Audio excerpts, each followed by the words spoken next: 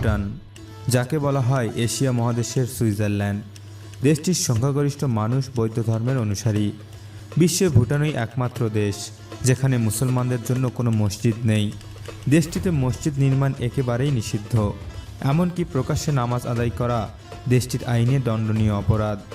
এত কঠিন আইন থাকা সত্ত্বেও ভুটানে বাড়ছে ইসলাম গ্রহণের সংখ্যা। 2010 সালের এক হিসেব অনুযায়ী ভুটানে মুসলমানদের সংখ্যা প্রায় 7,000। 2030 সালে এই সংখ্যা আরও 40% বাড়বে বলে ধারণা করা হচ্ছে। বন্ধুরা, আপনারা দেখছেন ভুটান সম্পর্কে কিছু চমৎকার তথ্য, তবে চলুন জেনে আসা যাক। ভুটানের বাসিন্দারা মূলত বৌদ্ধ ধর্ম পালন করে। ভুটানের একটি সমৃদ্ধ এবং অনন্য সাংস্কৃতিক ঐতিহ্য রয়েছে, যা 20 শতকের মধ্যভাগ অবধি বিচ্ছিন্ন হওয়ার কারণে মূলত অক্ষত রয়েছে।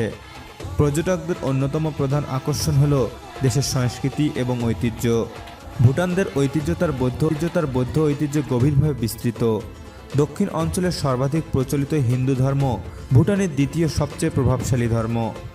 সরকার দেশের বর্তমান সংস্কৃতি ঐতিহ্য সংরক্ষণ ও বজায় রাখার জন্য ক্রমবর্ধমান প্রচেষ্টা চালিয়ে যাচ্ছে। প্রাকৃতিক পরিবেশ এবং সাংস্কৃতিক ঐতিহ্যের জন্য ভুটানকে সর্বশেষ শ্যাংরিলা হিসেবে উল্লেখ করা হয়েছে। যদিও ভুটানের নাগরিকরা বিদেশ ভ্রমণের ক্ষেত্রে স্বাধীন, অনেক বিদেশি ভুটানকে ভ্রমণযোগ্য হিসেবে দেখে। এটি অজনপ্রিয় গন্তব্য হওয়ার অন্যতম কারণ হলো ব্যয়, যা কঠোর বাজেটের পর্যটকদের জন্য বেশি। প্রবেশাধিকার ভারত, বাংলাদেশ এবং মালদ্বীপের নাগরিকদের জন্য নিখরচায়।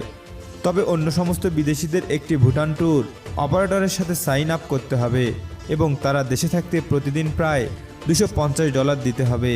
যদিও এই ফি বেশিরভাগ ভ্রমণ, থাকার ব্যবস্থা এবং খাবার ব্যয়ে অন্তর্ভুক্ত করে। ভুটান ধূমপান নিষিদ্ধ করার জন্য বিশ্বের প্রথম দেশ। ভুটানের 2 সালের তামাক নিয়ন্ত্রণ আইন অনুসারে প্রকাশ্যে ধূমপান করা, যা তামাক বিক্রি করা, আইনগত দণ্ডনীয় অপরাধ।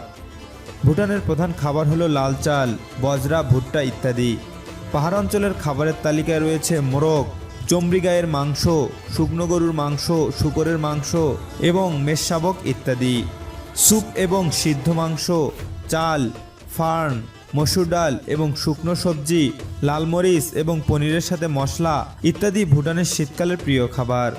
দুগ্ধজাত খাবারের মধ্যে রয়েছে গরু এবং চমড়ি গায়ের দুধের তৈরি মাখন এবং পনির অত্যন্ত জনপ্রিয়।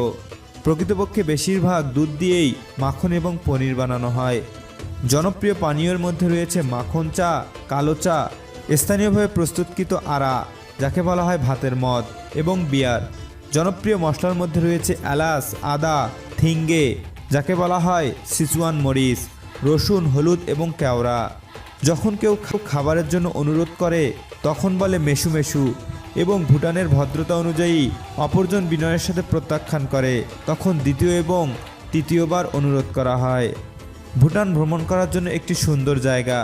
ভুটানের ভূপ্রকৃতি প্রাকৃতিকভাবেই খুব সুন্দর। বজ্র ড্রাগনের দেশ নামে পরিচিত ভুটান এশিয়ার সবচেয়ে সুখী দেশ। ভুটানের রাজার উপাধি ড্রাগন রাজা। স্থলবেষ্টিত রাষ্ট্র, ভুটানের আকার আকৃতি ও পার্বত্য ভূপ্রকৃতি সুইজারল্যান্ডের সদৃশ্য বলে দেশটিকে এশিয়ার সুইজারল্যান্ড ডাকা হয়। ভুটানের প্রায় 70% এলাকা অরণ্যবৃত। বহির্বিশ্ব থেকে বহুদিন বিচ্ছিন্ন থাকার কারণে ভুটান প্রাণী ও উদ্ভিদদের এক অভয়ারণ্য। এখানে বহু হাজার দুর্লভ প্রজাতির প্রাণী ও উদ্ভিদ দেখতে পাওয়া যায়। ভুটানের রাষ্ট্রীয় মুদ্রা গুলট্রাম এবং এর বিনিময়ের হার ভারতীয় টাকার সাথে সম্পর্কিত। ভুটানের সাক্ষরতার হার প্রায় 7%। জনগণের প্রায় 94% কৃষিকাজে নিয়োজিত। জংখা ভাষা ভুটানের সরকারি ভাষা। নেপালি ভাষাতেও তাদের দক্ষতা রয়েছে। বন্ধুরা, ভুটান সম্পর্কে আজ এই পর্যন্তই। দেখা হবে পরবর্তীতে অন্য কোনো ভিডিওতে। ভিডিওটি যদি ভালো লাগে অবশ্যই পার্ট 2 লিখে কমেন্টে জানাবেন এবং আমাদের চ্যানেলে আপনারা নতুন হয়ে থাকলে অবশ্যই সাবস্ক্রাইব করবেন। ধন্যবাদ।